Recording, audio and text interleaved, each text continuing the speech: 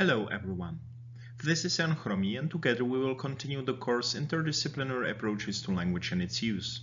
In this presentation I will introduce a specific method used in the research on language comprehension, which is called the visual world paradigm.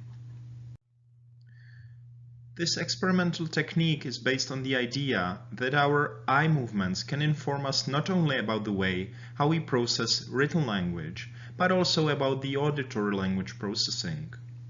Importantly, this method may be employed in the research on lexical processing, but also in the processing of higher units, such as sentence processing or discourse processing. To understand the principle of visual world paradigm, we need to say a few things about our eye movements.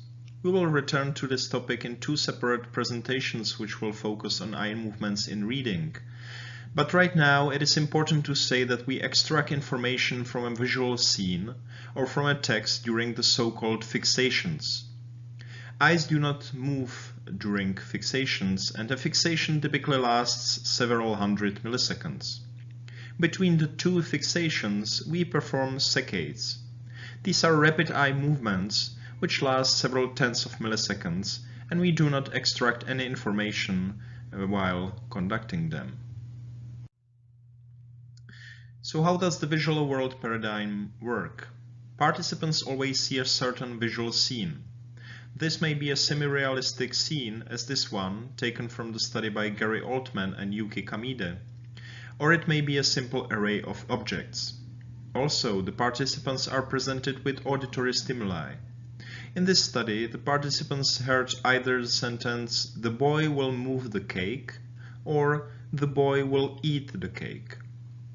Notice that it is possible to move all the objects on the scene, but only one object is edible, and that is the cake.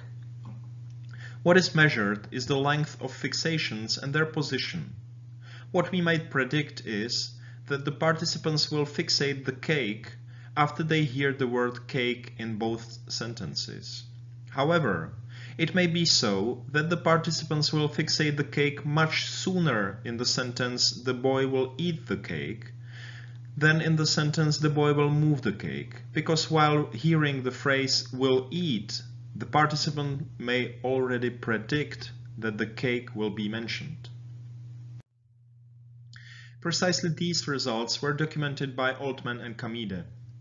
In the table, we can see the mean onset of the first saccade to the target object in both the eat and move conditions, relative to verb onset, verb offset, determiner onset, and noun onset, measured in milliseconds. We can see that in the sentence with eat, participants fixated the picture of a cake much sooner than in the sentence with move.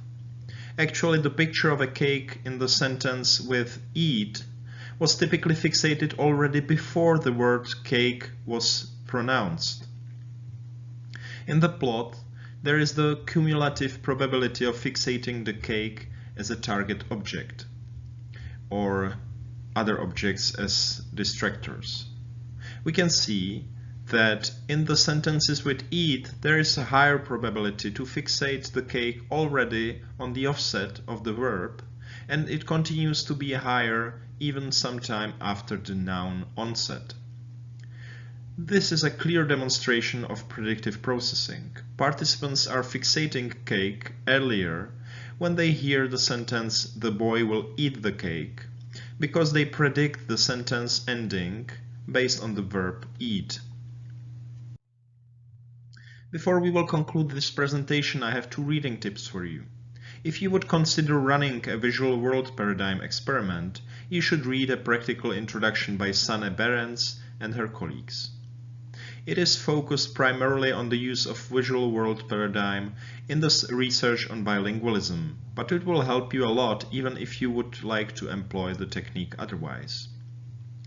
The second tip is a critical review article by Falk Hietig and his colleagues. By reading it, you would get a detailed view into the previous research using visual world paradigm. If you enjoyed the presentations, we would be glad if you would like them on YouTube. That is all from me now. See you next time.